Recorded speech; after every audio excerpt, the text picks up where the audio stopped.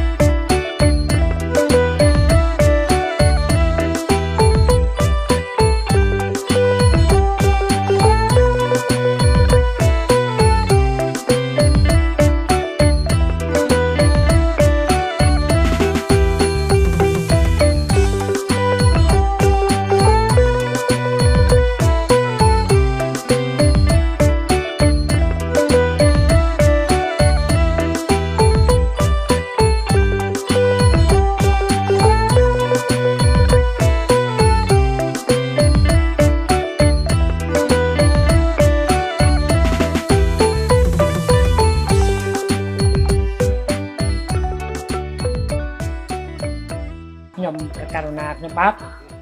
tăng niệm đầm nang cầm một thi sầm pốt chlongสเปียนทำไมเราคุมคูตามอับบังประลึกសូមក្រាបថ្វាយបង្គំចំពោះព្រះដេចប្រគុណព្រះចៅអធិការវត្តសិរីពោធិដំពូដោយសេចក្តីជ្រះថ្លាដល់កំពង់កំពស់ជាទីបំផុត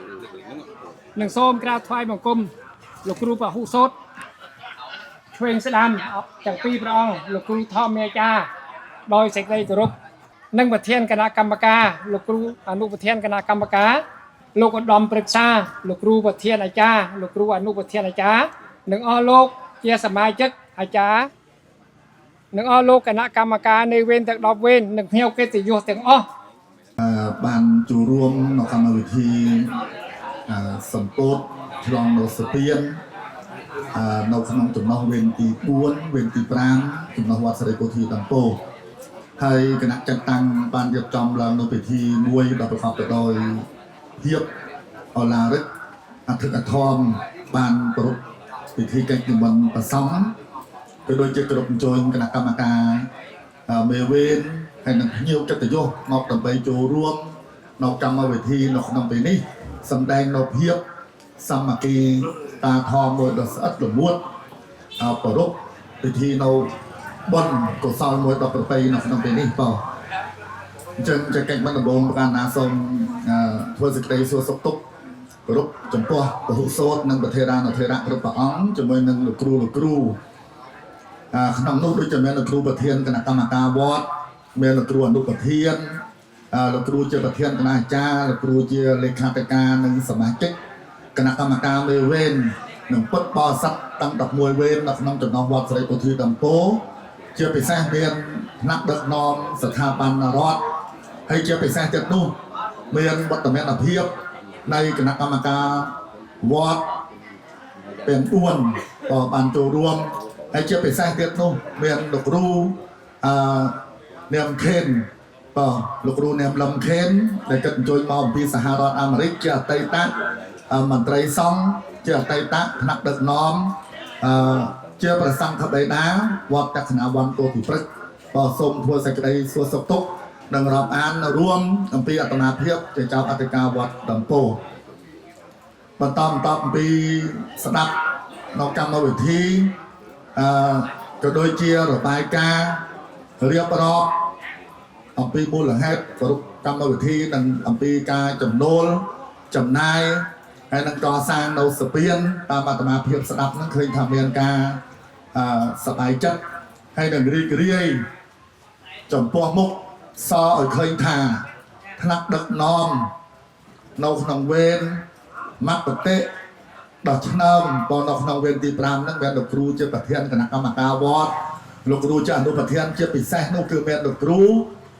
គឹមកម្មដែលជាឧត្តមប្រឹក្សាតជាមគ្គតិគៀងកោដឹកនាំរៀបចំកសាងបាននៅស្ពានមួយ